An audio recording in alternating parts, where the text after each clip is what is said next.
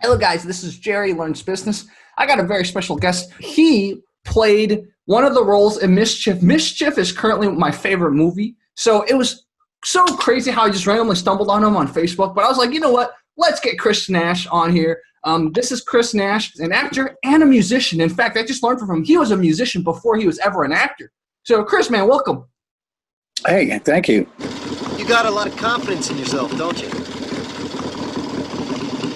Hop on. Did you grow up in the LA area? How did you get the bug to kind of like become an artist, etc.? We'd moved from New York to Connecticut, and I lived there for a number of years, but I'm from Queens. I'm from, New York. And, I moved to Connecticut, and it was like we moved to the woods. Mm-hmm. My little brother came in one time, and he said, "Dad, there's a big dog on," and he was little, he goes, "There's a big dog in the yard." My dad's like, he had met the neighbors, and he was like, "I don't remember anybody having a big dog."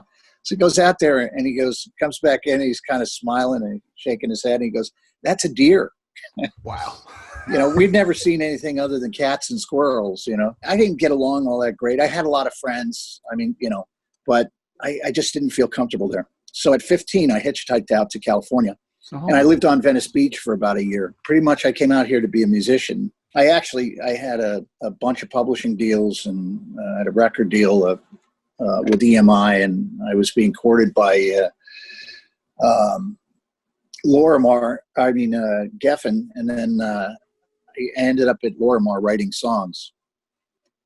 And it was there that I actually got my first job as an actor, because buddy of mine, Mickey Rourke, had acting classes, and a lot of people went there. Nick Cage, and back then he was Nick Coppola, mm-hmm. and Chris Penn, Sean Penn, Diane Lane. Once in a while Matt Dillon would show up, because Mickey had done a few movies with these guys, and it was so I went because Mickey said, you should act. You should see if that works. He was a fan of my music, but he just, he loved acting so much. He wanted everybody to act, I guess. So that's sort of how I got into acting. Always been a musician. I always have written songs, I see. So me transitioning back to music is not a transition at all. It's always been my first love, Exactly. So it's almost like you kind of sort of transitioned into acting as you were doing music. That's kind of a better way of describing it. Absolutely. For me, it was great. Acting was fun. Acting is great art, and it's an amazing expression of art. And I think anybody who's great at it really deserves all the accolades that they get, because it's not easy. I mean, it's, you have to get in touch with, part of yourself and then emote it. Like musically, I grew up with music. I've always been playing music as far as I can remember. My mom's a classical pianist. And, we went to bed every night listening to, Chopin and Bach and Beethoven and like all these great things on piano as we're little kids. And so it seeped in to my being, and so it's always been there. I've always been around great music. And, acting, I think, is the same thing. I think, in the time when I was doing it, if you were an actor, you were an actor. If you were a musician, you were a musician, and you couldn't cross over. And unfortunately, I think the point that I'm getting to is it kind of ruined my chances of getting back into music. So I had to create a music company, publishing company that didn't have my name on it, so that people wouldn't try to connect their, people's brains get very, very screwed up. Yeah. They want to believe one thing, and they want it to be simple, and they want it to be, how they figure it in their head. But people for decades have been doing both music and acting. So I don't, for a brief period in the 80s, nobody liked doing that. They couldn't conceive of it. Wow. It's so interesting because, part of the reason why I created a separate channel to have these conversations was because I couldn't do it on my other channels. On one of my channel, Jerry's the martial arts guy. On another channel, Jerry's the guy that talks about politics. So like this channel, I had to create a separate channel just to talk to people about business and art and stuff like that. So it's like I'm experiencing like a digital media version of kind of what you experienced in the 80s. There you go. Yeah, I was watching a guy, this guy Dylan, and he's talking about pickups and I like guitars. I like buying them and fixing them up and playing them. It's fascinating to me, and so that's exactly what this guy was talking about. He was saying that because he would bring in certain elements of like he has a motorcycle and he say, hey, this is my new motorcycle, and I'm going to go take it dirt biking, and some guy gets on and gets angry with him because he's not talking about Bigsby's or pickups or tone pots or whatever. So yeah, I mean people like compartmentalizing their lives so much, and they just can't see outside the box, unfortunately. Yeah, exactly. So besides having a musical family, did you have official training as a musician when you were younger too? Well, I tried taking violin lessons, but I was incredibly bad. And the problem with violin is it's right there by your ear, right? So and I had that typical white-haired old lady that wasn't really happy, with boys in general, as far as being violin students. It seems she tended to work with the little girls better. Mm-hmm. And I mean, as a little kid in fifth grade, you're like, it's the last thing you want to do is do scales on a violin. You don't want to be out playing and hanging out with your friends, So it was brutal. I mean, and then I had to teach myself guitar, and I taught myself left-handed, and then I had a knife. A friend of mine gave me a pocket knife, and I was kind of testing out how tight it was in my hand. And this girl grabbed that out of my hand and sliced my my two little fingers. Ugh.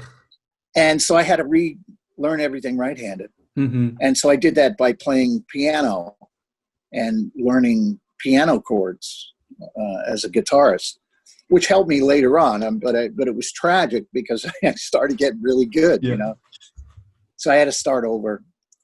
And but I think theory's great, but I think emotions, more impactful, and with how I write music. But it's all good. I think music is a language that everybody speaks. Yeah. Talking about funny stories. So I have these like cut resistant gloves. So if I ever handle a knife, I make sure that that I don't experience that, because I've definitely been in situations where I'm like, wow, this knife, if I'm not careful, I'm gonna actually cut myself. So now I have these things. Well, I have big fingers and big hands, and I have scars all over my hands. Mm-hmm. I was a hockey goalie, when I was a kid, and I broke some fingers, and they're all bent, and I was a kid. We went out in the woods and we made tree forts and hurt ourselves. Yeah, yeah, exactly. Came back to get Bunny, hoping she'd run away with me. What a laugh, huh? Gene, I'm telling you, she really cares for you. By morning, I'll be far away from this place. When it was time for you to audition for the movie Mischief, for the Gene Harbrough role, was it something that like was very easy for you? Like, was the character written for you, or was it kind of like you had to like test through and like you had a lot of competitors trying to get the role? There were two different directors, and there might have been more, but as far as I knew, there was Lyndall Hobbs. She actually was I don't think she ever married Al Pacino, but she was this brilliant Australian director, and she had a really interesting take on it. She wanted to make it about music, and she knew I was a musician. Oh. So originally, she tried to get it changed a little bit, to change the script and have it work in Florida. And, so originally I was the front runner for this when she was the director. So this went on for about a year, maybe a year and a half. And she really was behind me. And I don't know whatever happened to her, because she was brilliant. I mean, she was a really interesting character, true artist, like she totally thought outside the box. And I think most Australians are really interesting people. Yeah. And they, at least most of the Australians that I've met, have been wonderful. And, I mean, I know that sounds a little strange, but it's just, I don't know, it's a different world over there. And so then, I forgot about it. I was up for, the Breakfast Club, and, had I probably not, I went on a trip for about a week, and John Hughes was kind of upset with me. And I was up for the part of the Judd Nelson part. And so he kind of got pissed off at me, and he wouldn't talk to me again. And then wow. Right after that, after I didn't get that film, because he was upset, I got a call from 20th Century Fox again, saying, "Hey, could you come in and audition for Mischief?" Or, well, at the time it was called Heart and Soul. And I was like, I've been on that thing for a year and a half, and I heard nothing, So, it was kind of weird. And I went back in, and I didn't think anything of it. And then they had me back in, and eventually I did a screen test with Michael J. Fox, and I'd worked with Mike on Family Ties. Mm-hmm. And it was great. It was a great audition. It was great everything. Then Mike couldn't do it because he had the show, and then I guess he had some other films that he was up for. And then eventually they offered it to me. I mean, but it was a long process. It was, and I never thought I would even do this film. I thought it was done. So, yeah, I mean, wow. Yeah, it was an interesting process. And now that you talk about what the original film was trying to be, I could see elements of it in the final film, because you're the person who played your father was like a very accomplished musician, and the father wanted you to be a musician too. It kind of made sense that you saw bare bones skeletons of what maybe the original movie was going to be. Well, the original movie is what you got. Oh. Okay, that was the Noel Black thing, where it was in Ohio. It was his life, basically. Mm-hmm. It was a representation of his in a galaxy far, far away, Ohio, 1956. You know what I mean? And it was. I mean, it was like when we walked into Nelsonville and they had it set up like the 1950s. I was like, oh, this is so amazing, this town square and this da da da da. And they go, well, it hasn't changed much. They just kind of put an awning up, and it was. I mean, it was like something out of the Twilight Zone. I mean, it was like, you go back and you're in 1956 with, in this tiny, tiny town. And it was great. The people were great. The town was great. I thought, I was transported there, as an actor. I was like, because there was nothing to do either, I mean, we went boot shopping over at Brooks Boots, which was the highlight of our, and maybe going out to eat. But it was really kind of interesting. But wow. Yeah, Lyndall really wanted to make it something a little bit different. She wanted to make it a little bit more, like Elvis-y, like here's this kid from Chicago. He comes down here, he's got something to show everybody. As far as that goes, and it was an interesting battle, because he was trying to keep it pure, Fox was trying to liven it up, make it like a Porky's sort of thing, And I think if they had left it alone and made it, just, about really coming of age, but an innocent coming of age, rather than like, oh, I'm holding underwear, I've got her underwear, and Porky's was what it was. And I think Mischief should have been left as the way it, and I hear that all the time. People go, yeah, I didn't see that because I thought it was like another Porky's, and I really didn't want to see that, Wow. So. It's funny, telling viewers about kind of how I stumbled on it. I was kind of in a dark place in my life when I saw Mischief. I was like living on a friend's couch, and the friend I was living with was a lot like your character in the movie. So I was like Doug's character in the movie, and he was a lot like your character, Gene. So I was like the Jonathan. He was like, and so we're watching this together. We're like, dude, this is like they're representing. They captured the dynamic between me and my friend perfectly. It was really funny. Yeah, it was a good movie. I think people come together that are total opposites. And I think that's the beauty of it's the yin and yang. It's like there's a certain balance that if done right, can lead to great things. Exactly. And I've had relationships like that as well. Where I was kind of the nerdy guy, or at least the young musician type guy, or somebody takes you under. Well, Mickey, I wasn't quite nerdy, but he was like an older brother to me for a long period of time. Makes sense. Wow, that's so interesting. It's like, so in your mind, you almost relate more to kind of the Doug character too, but you got to play the other character, like the Mickey character, the mentor character. Well, yeah, I've always been my own person, and I've never been afraid of things. And I was an innocent kid, I wasn't like, I didn't, wake up one day and I was Mr. Macho. I was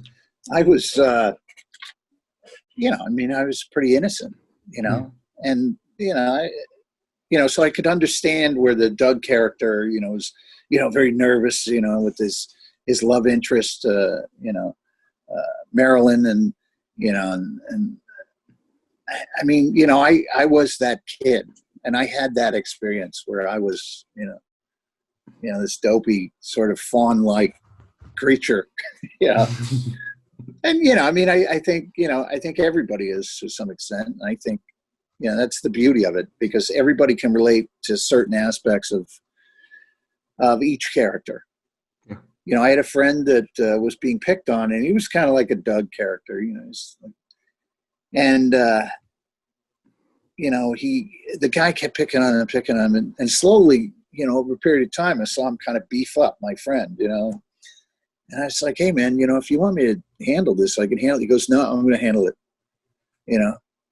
and he beat the crap out of the guy. But there was that aspect of like, hey, I'm done with this. I'm tired of being picked on. I'm tired of being bullied by this idiot. And, so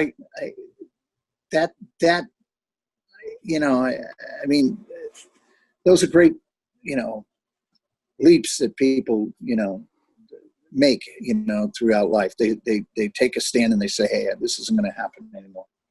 I'm not going to put up with it anymore.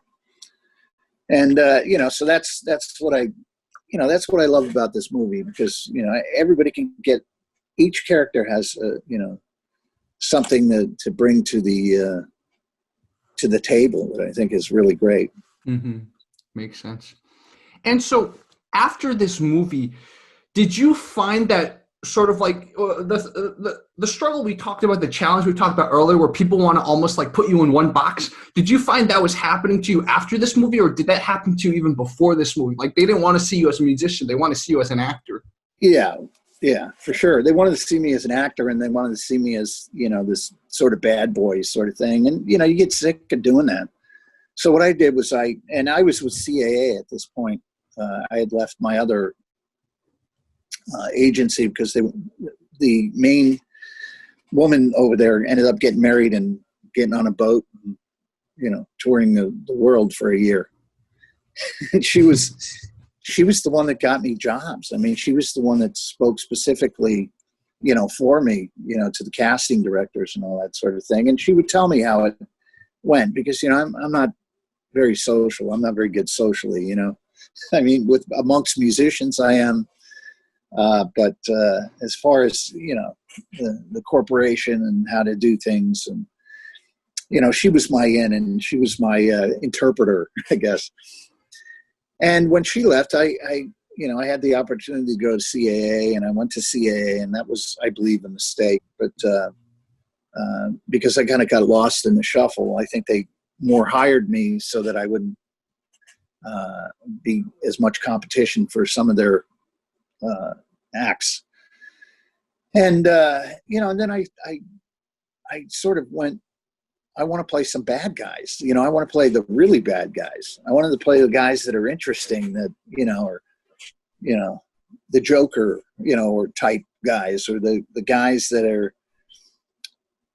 maybe not very nice, which was good because it kept me working. But I think it was bad for my overall career as an actor.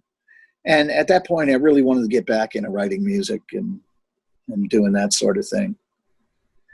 Which, sort of fell by the wayside, and everybody's like, well, you're doing so well at this. Why do you want to do music?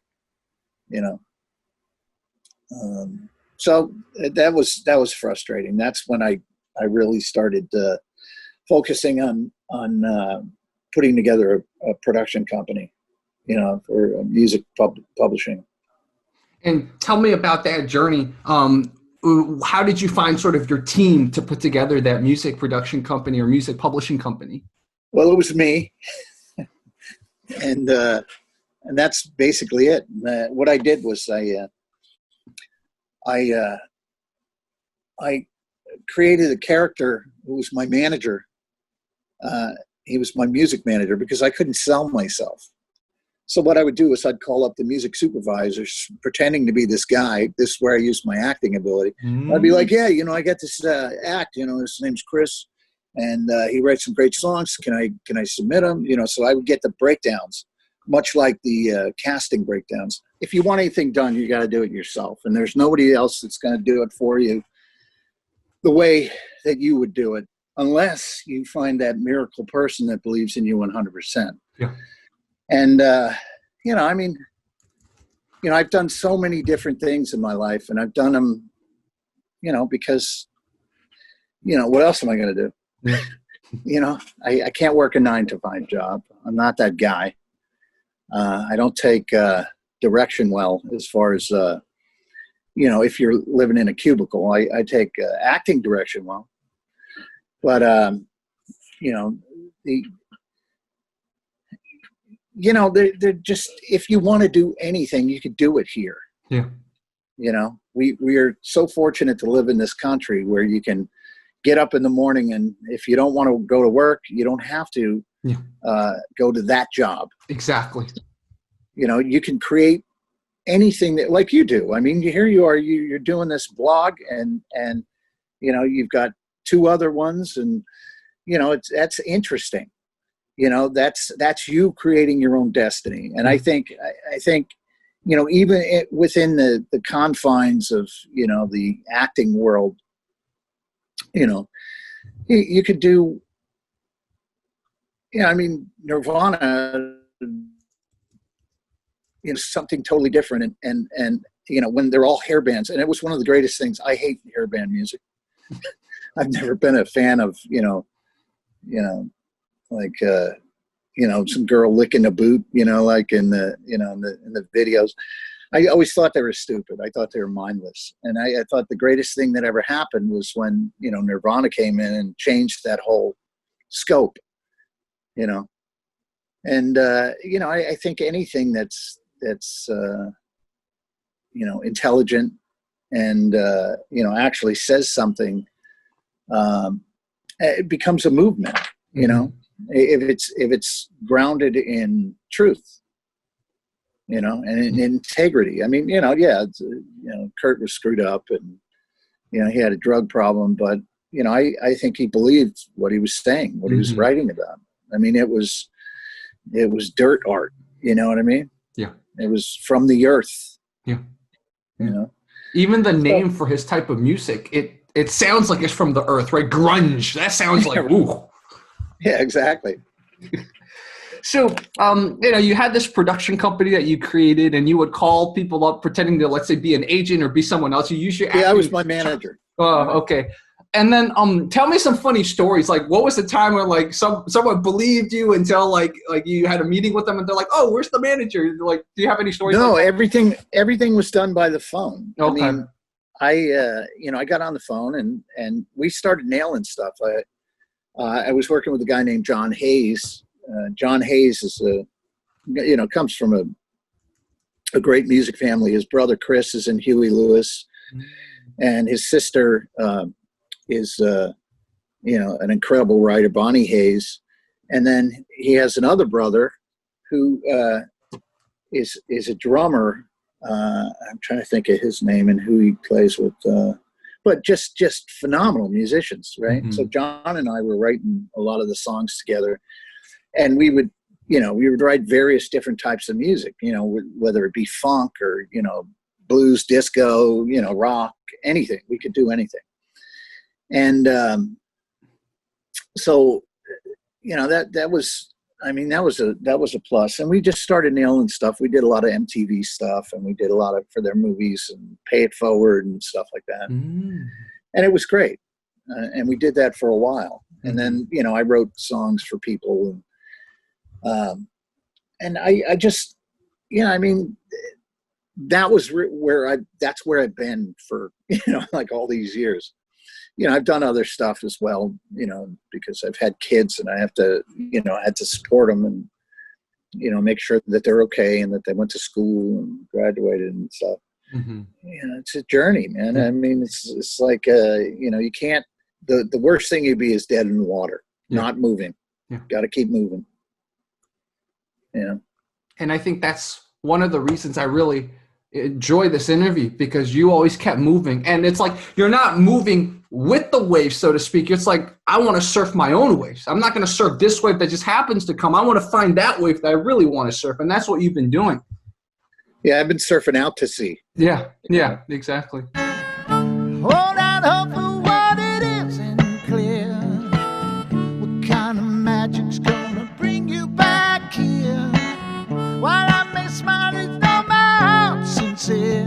I really want you near. I keep dancing while my world is gone. I long to see the dawn. I keep singing to you every day.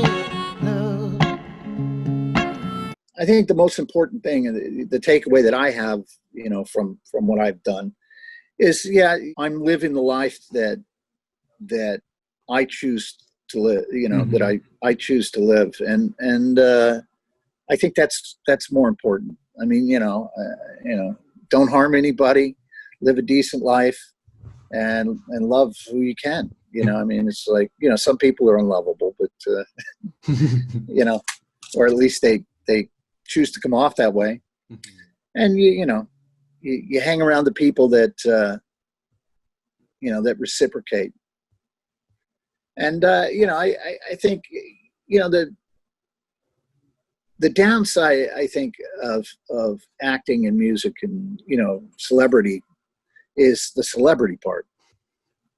I think people forget who they are, and they become this entity, that's not even who they started out as. Yeah. And I there are a couple times where I saw myself, you have that realization and you see yourself and you're like, it's like walking by the mirror, coming home at 3 or 4 in the morning or the next day, looking like shit because you got a hangover, and catching yourself in the mirror. Yeah. Yeah. So, I mean, I used that analogy, I guess. It's just like a couple times I've walked in, after a screening or something, I was just like, man, I don't like who I've become. Yeah. Yeah.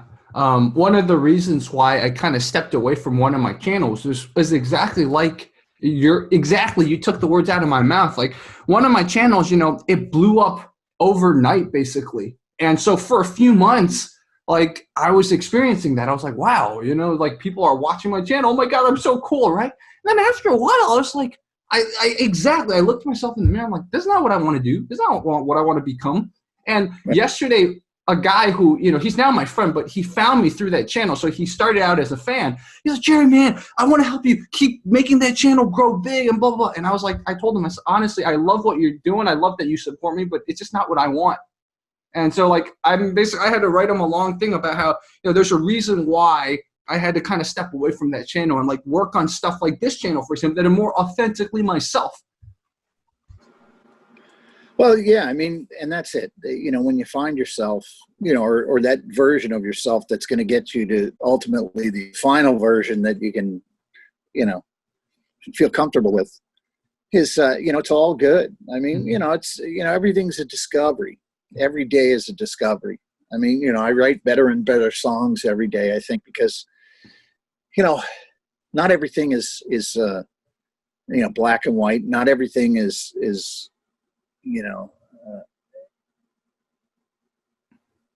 not everything has to be cut and dry. I mean, everything, there are different shades of, and different variations of color, that and you learn and you say, well, this is what I want to accomplish. What message do I want to bring to people? Is it, let's burn down like Santa Monica or Los Angeles or Chicago or Minneapolis, or, I mean, I was around during the Rodney King riots, and I had friends down in South Central, and a buddy of mine was writing a book, and he was writing about gangs, so he knew a lot of the guys down there, and and it's a tough gig because you're there's not much to do down there. Unfortunately, we don't have after school programs that for people that have dropped out of high school. The after school program was being in the gang. Yeah, but a lot of that stuff got burned down, so they had no. My friends had no stores to go to. They couldn't shop. They couldn't eat. They were starving. So, at the time I'd been doing Mischief and all that sort of stuff. And, I had a lot of movies that I was doing, movies of the week. And so we went to Ralph's and loaded up the back. I had a black Cadillac, and, the trunk of the Cadillacs are like huge.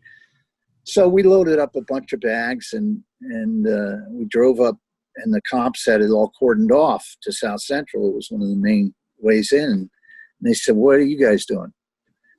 And we said, well, we're bringing groceries. And I popped the trunk and I said, here, look, and he goes, we can't help you once you pass this. And we're like, we're all right. We're good. We're just giving this to, kids and families that are starving. And they're like, all right, good luck. And I think, I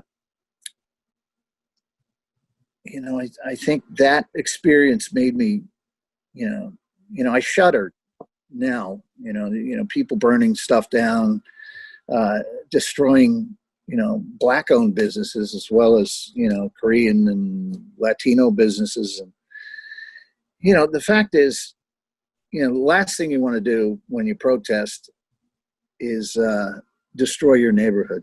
Yeah. I understand the anger. I understand the frustration. I've been there. But, and I get it. I mean, I absolutely get it. But, the point is, it only hurts the people in the community. Yeah. And it doesn't help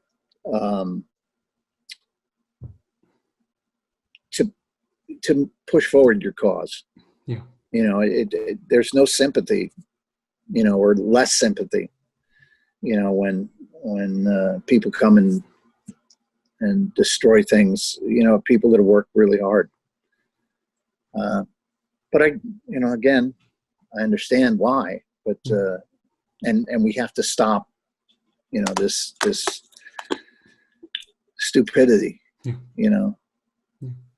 And like the other thing is those cops are they're going to be put on trial. I mean, it was horrible to watch. Yeah, totally. But I don't know. I really don't want to go down that road, but I did anyway. But yeah, exactly. But But I think ultimately, a lot of people nowadays are just lost, right? And I think one of the things I want to do, and I think you're the same, is just like, let's give them some more things to pivot towards. So like, how do you take this lost energy and how do you manage to turn it into something constructive, something creative, something entrepreneurial, something that can build? And sort of that's one of my goals, I guess, this year with this channel that I'm having is just, okay, let's talk to people in different career paths, just educate people. Because the thing is, I was very lost for many years of my life, from high school to college. I went to an Ivy League school and I was like, I don't know what I'm doing here. Like, if I were in college right now, I'd probably be burning down buildings too. I'm just being honest. So like, if I had a channel like this where I could find interviews with thought leaders, with business people, with like actors, with every type of person, then I probably would like learn a lot from that. That's why I said I'm almost like helping myself, people like in my situation from years ago. So that's part of the reason why I created this channel. So that's me doing my little bit to kind of like help society, so to speak. Well, and that's the thing is I think some of the greatest things I've ever learned were from older musicians. Whether I always loved blues music, and so I got to hang out. I was a buddy of mine's grandmother was friends with John Hammond, who discovered Bob Dylan, Bruce Springsteen, Ella Fitzgerald, Billie Holiday, Robert Johnson, Stevie Ray Vaughan, like all these people. And he wanted me to stay in New York when I was 14, but I had my issues at home. And, and I get along with my parents great. They're lovely people. They're great people. And, but, I was just, wild kid that needed to move. I didn't belong in the system, And so I got to go see a lot of, like Big Joe Turner and like, all these great musicians. And, it opened me up to this whole new, way of thinking. It was, the entrepreneurial spirit, I think, was the greatest thing. Is when you got nothing, you've got to figure out a way to get what you want. Yeah. And I think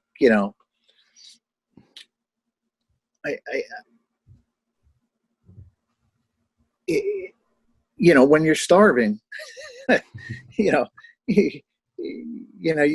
you tend to gear things up a little bit quicker, because you're like, and that's the reason why I didn't stay in New York. I mean, if I did leave and I did go to New York for a little bit, but I thought, you know what?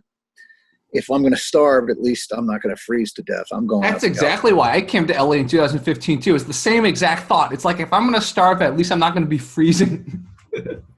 Yeah. I think, and I think it motivates you, when that stomach's empty, to like really think about what you need to do. Yeah.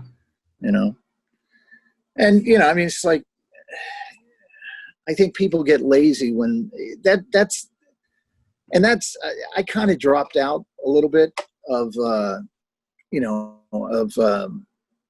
entertainment business, like I said, because I think I didn't feel that I had anything more to give this, this acting. And I love acting. I mean, people have asked me to do other things, and I've done little parts here and there and stuff, and enjoyed it. I mean, I really do enjoy it. But, my main focus really now is music and writing the best song that I could possibly write. And, and I think, the best thing that you can possibly do is share your music and create a community wherever you're at. And we do have a good community here. We got a lot of musicians that we hang out and support, and venues that we support, who have supported us, who, through this pandemic and, now the riots and lootings and burnings,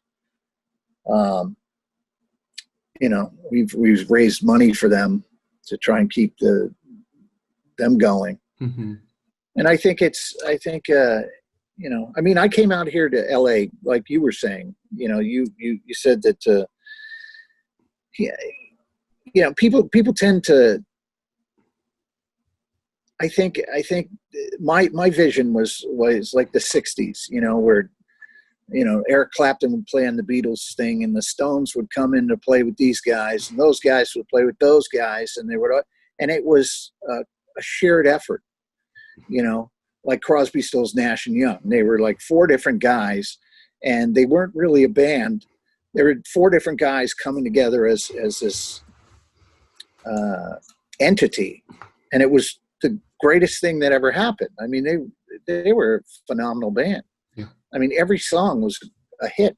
I mean, it was like, that first album was like unbelievable.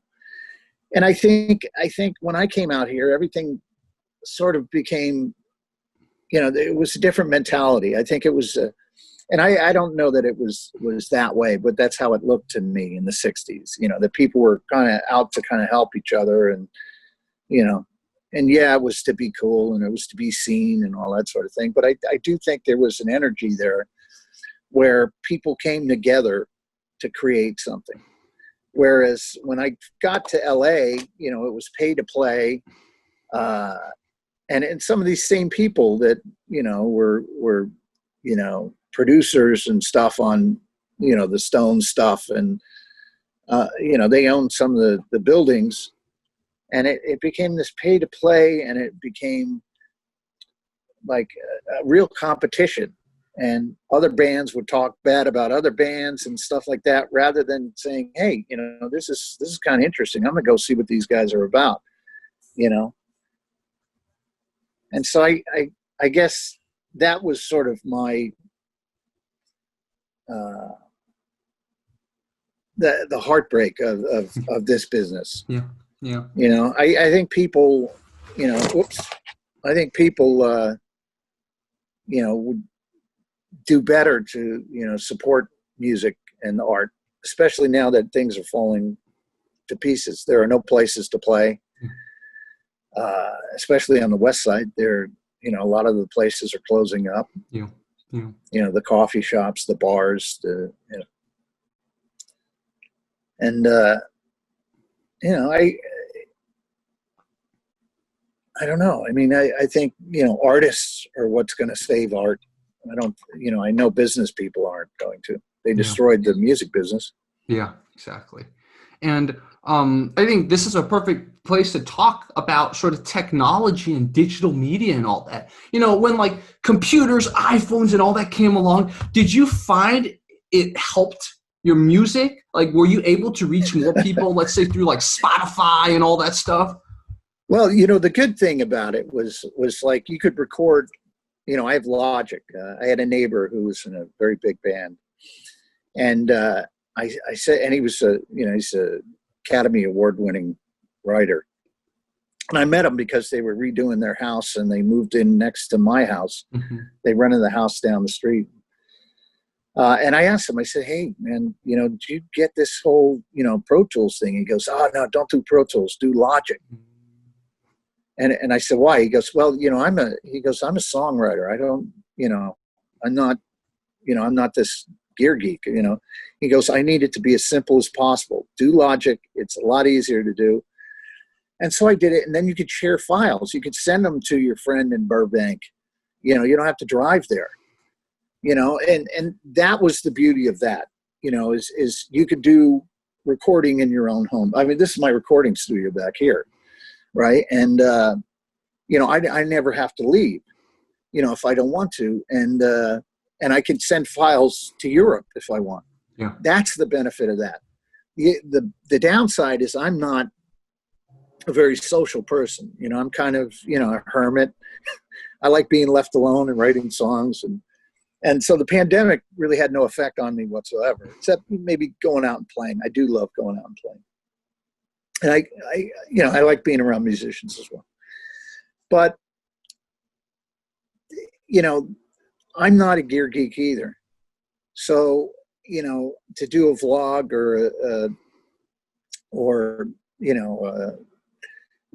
a YouTube channel. I have a YouTube channel, with Mercy Jones, and I don't know how to use it. I mean, I know how to upload videos, and every once in a while I upload a video, but I haven't put that in a full gear. So maybe you can help me with that. Yeah, absolutely. I was just gonna say, you got someone here who can help you. That might be good. Oh, I see it. I just looked up Mercy Jones. I see it. Yeah, there's I see your stuff. Some of your stuff uploaded now. Yeah. Boom. Yeah, I got to clean it up. I mean, but yeah, we're gonna start. Really moving on that in the next few months. Every time we start to, something else happens. Yeah. And if we don't get hit by this meteor, we'll be all right. Exactly. Or the super volcano from Yellowstone, if it doesn't erupt this year too. Yeah. Or what was the other thing? The murder hornets. Yeah. Oh yeah, that's right. I don't know. Yeah. So Mercy Jones, is that your band name or is that one of your collaborators? No, that's the band name. That's the band name, Mercy Jones. Okay. Yeah, we had a song called Mercy Jones, and the idea was it was the angel of mercy, and we're jonesing for, some help, like from the angels, or the gods or the universe or whatever, however you, I was brought up Catholic, so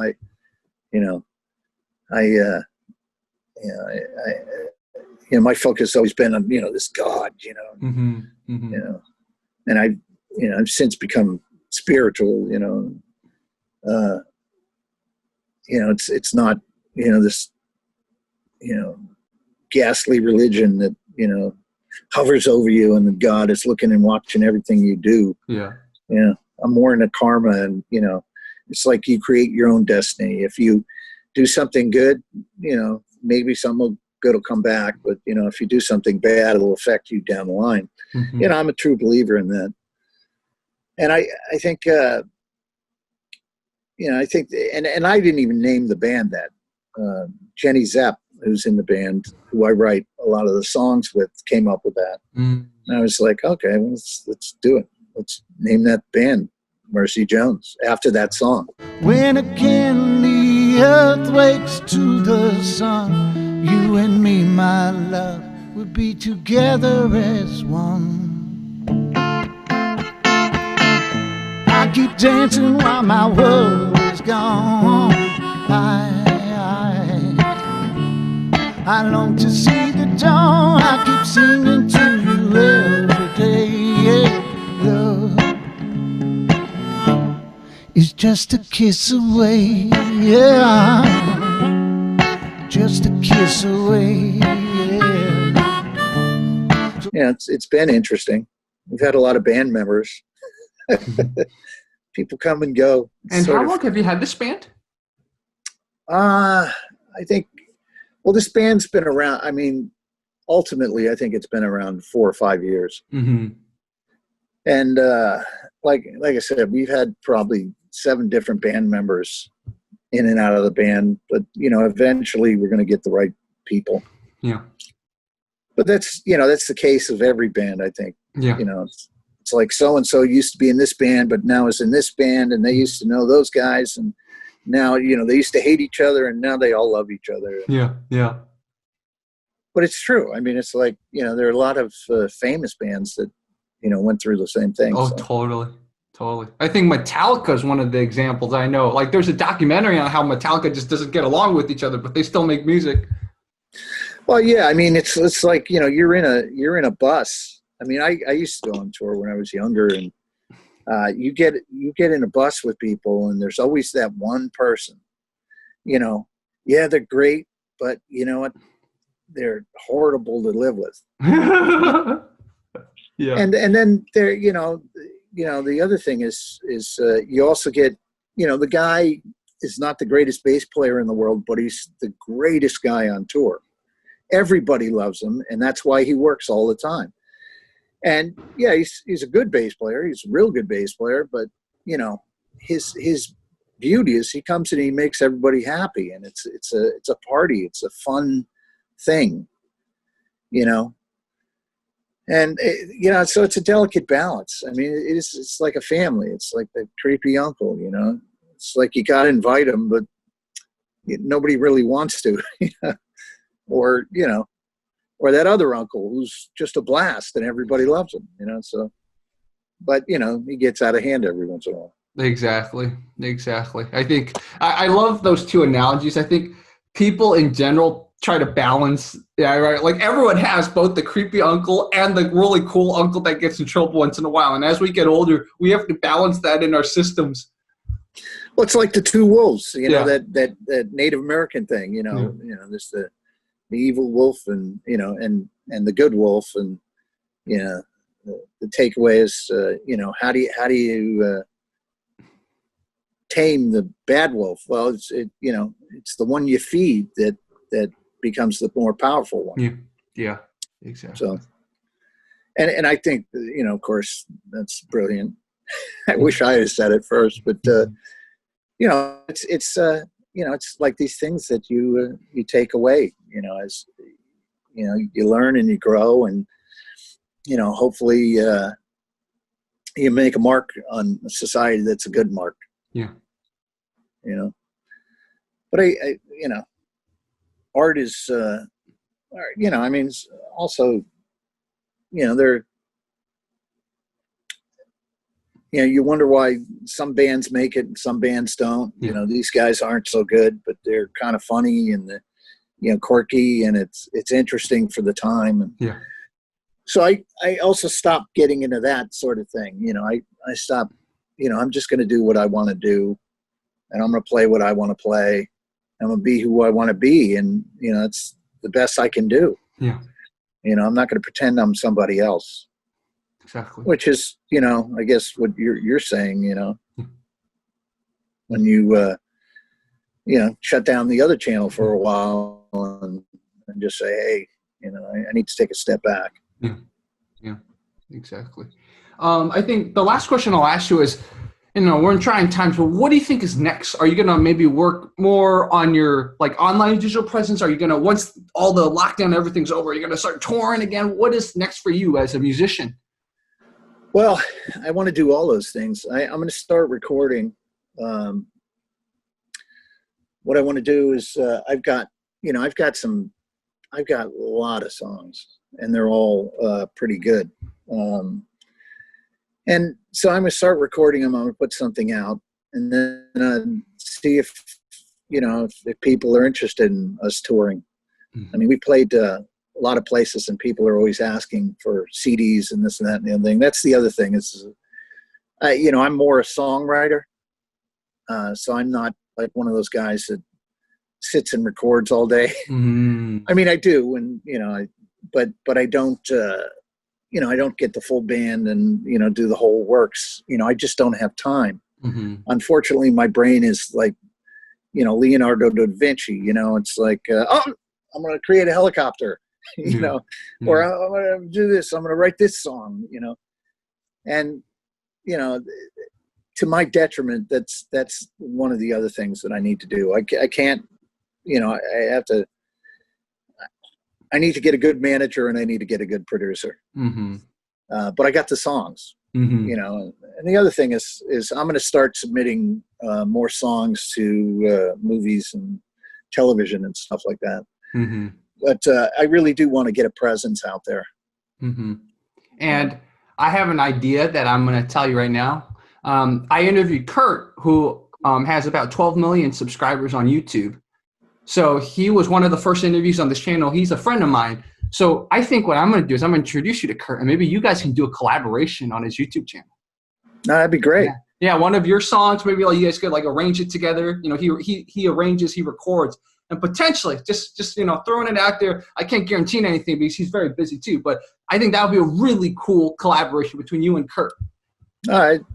Yeah, sure. Yeah. So for viewers who watched it till the end, see, this is why you watch till the end, because in the end something happens, right? So that could be something. We'll see if that happens. I will put that in motion. All right. Well, that sounds cool. I mean, I'm always looking, for inspiration, and I'm like one of those guys that it's like if it works, let's do it. Mm-hmm. I'm not, and I'm not like. I'm not like really selfish. I mean, I think people are putting in your lives and doors open for a reason. Yeah. And you just have to be open to walk through them. Yeah. Yeah. But yeah, man. And you jam too, right? Yeah, I do. So I would be down 100% to collaborate with you too. I have a little channel called Jerry Sings. I haven't uploaded in a while because one of the videos I did got taken down by, I think it was Universal or something, even though I was telling people how I'm trying to learn how to sing a song. I wasn't even like copyright infringing, but the YouTube system, sometimes they're not fair. So it made me it soured me for a while, and I didn't upload on that channel for a while, but I do have a singing channel. So I would love to jam with you sometime too. Yeah, that'd be great. Yeah. I'm like I said, you never know where great music comes from, and who's going to write it with you. So exactly. I mean, I've written with some people that you'd go, really? It's like two different styles of music, and came out with some really cool stuff. Yeah. Yeah. One thing I'm into in the music, and I love certain types of Chinese music that kind of like really take the Chinese culture and put it in the music.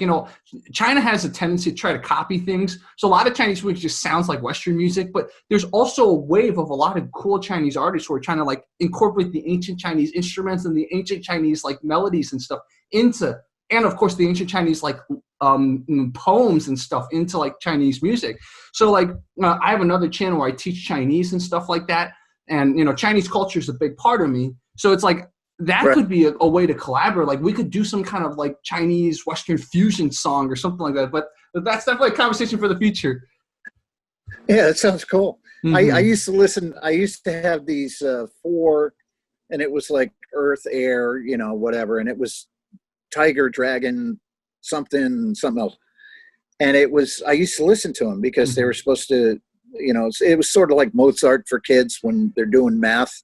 Mm-hmm. You play the Mozart and it opens your brain up. So I used to listen to them, and I thought they were pretty fascinating. And so maybe that'll give me some background into some of this. But yeah, I mean, that sounds cool. Yeah, definitely. And like I'll send you some of the stuff that I've been listening to recently, like some really interesting like Chinese music, and you can see where my mind is right now with like the music avenue.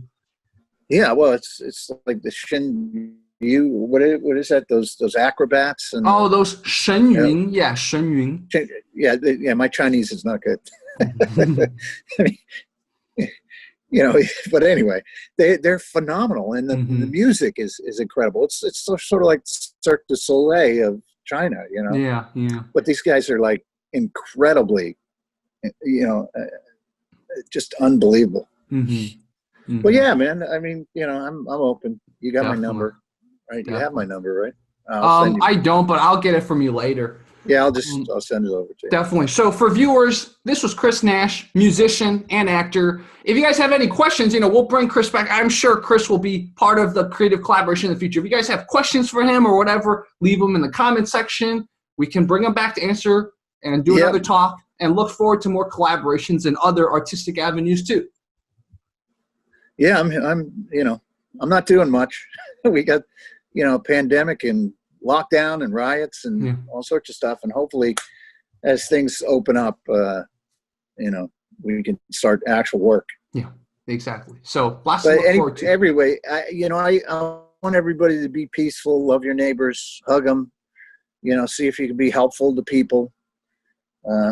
That's what it's all about, man. And we gotta, come together. Yeah. It's we're given this gift of life, and if we waste it on stupid shit, You know, you can't get that time back. Exactly. You know, so embrace the spirits who are your neighbors. Yeah. Yeah, You know? exactly. So everyone build, and reach out to people. Absolutely. Blow a kiss my way, oh, darling, kiss away. Just a kiss away, yeah. Just a kiss away. Just a kiss away.